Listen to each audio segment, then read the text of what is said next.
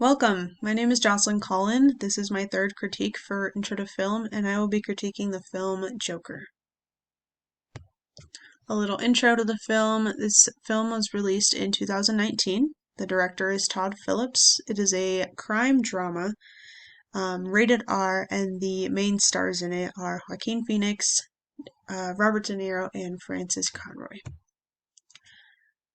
Just a short summary on the film. It's set in the city of Gotham, and the city of Gotham has reached a new low and is depressed and divided by power and money. While the people are barely getting by and have reached a point of desperation and rage, Arthur Fleck, a lonely, misunderstood man in the dangers and detriments of Gotham City.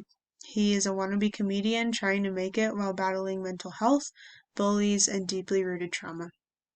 The film follows Arthur as he struggles to make it through his days, hitting many roadblocks in his desire to be a successful comedian. He turns a new leaf onto the side of evil when he has been stripped of his medications, his therapy, his home, or his job, his family, and mental stability. He does not lose his home, though. Little does everyone know, a villain has just arose.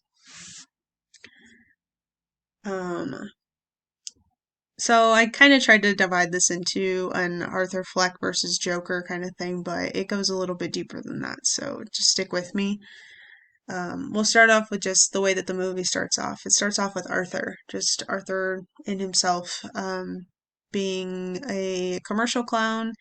He dresses up every day. He does seem to face a lot of mental instability. He is visiting a counselor. He is taking, I believe they say, up to 7 medications that are all supposed to be helping him, and he has this condition called CBA, which is uncontrollable laughter when experiencing or reliving a traumatic moment or feels uncomfortable and is just triggered. That's his kind of motive to handling his emotions, is by laughing uncontrollably. When Arthur gets attacked, he simply just shuts down. There are many scenes where he is being beat up or spoken down to, or just mistreated overall, a way that no human would like to be, but he seems to take it on a daily basis, and he doesn't really respond in any way other than the uncontrollable laughter or just complete silence.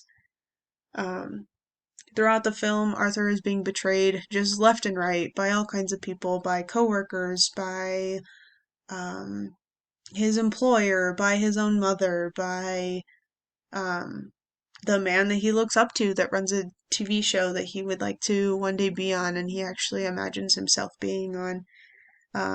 Everyone is just letting this guy down left and right. Arthur is also a storyteller. Like I said, he imagines himself in being on this TV show. By that I mean, like, there's literally a scene where he sits down to watch the show with his mom, and we kind of enter the TV set and see him in the crowd being picked out and invited to come on stage and tell jokes, and he thinks he's funny, but unfortunately he's actually not, and his jokes are quite disturbing.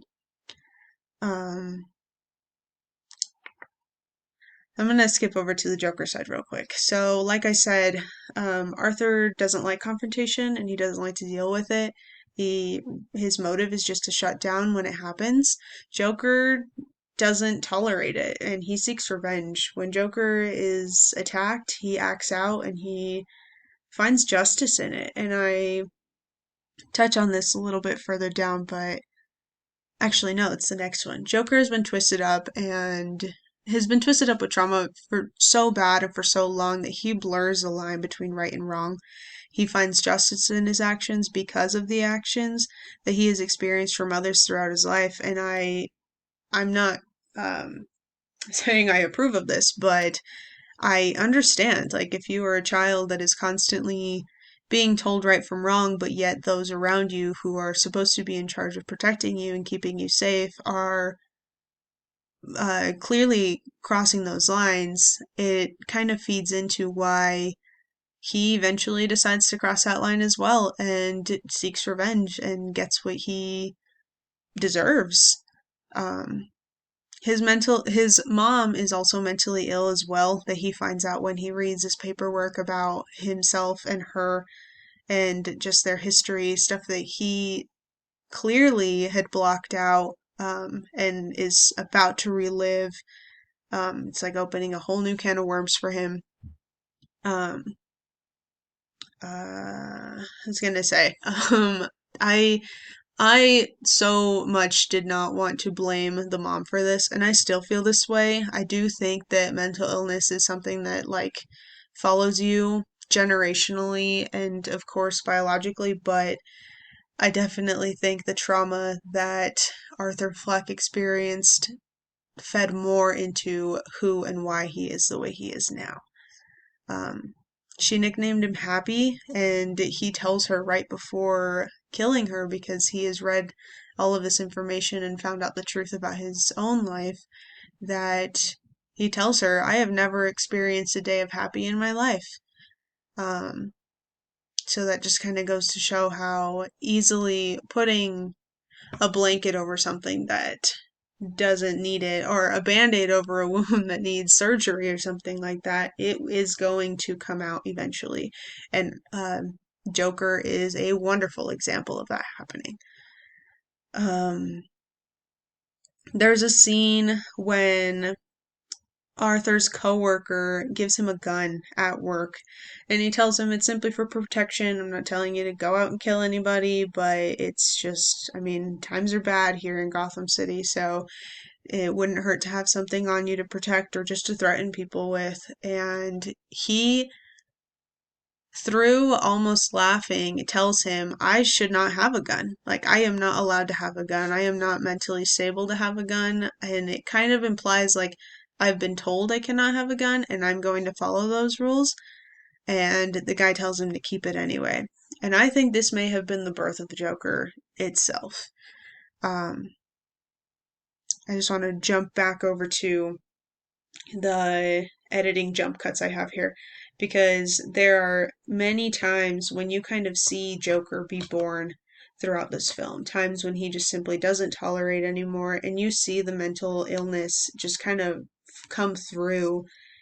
The part where there is a woman who lives down a couple doors of the apartment building that Arthur Fleck and his mother live in, and she is a single woman who has a child.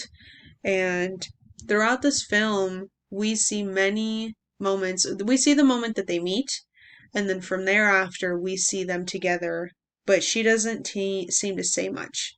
At the end of the movie, when Joker is officially born and about to do the things that he's going to do, we flash back through all of these scenes where she was by his side, and in reality, she was not there.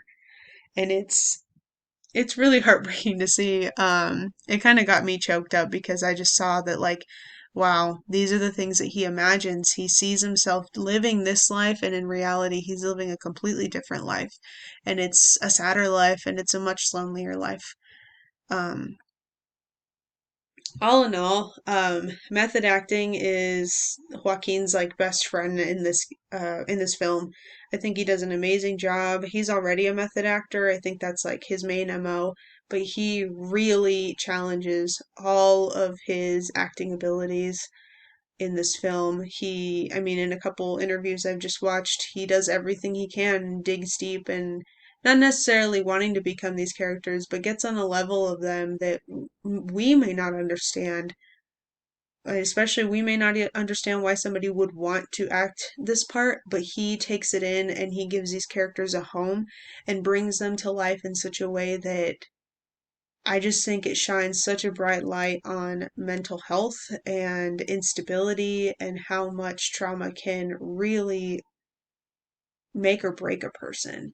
And I just think it's a phenomenal film. So, yeah, I'm gonna cut it off there. But I hoped you enjoyed this, and I wish I had a little bit more time to talk about some more examples, but I'm already halfway over time. So I will see you in class. Thank you.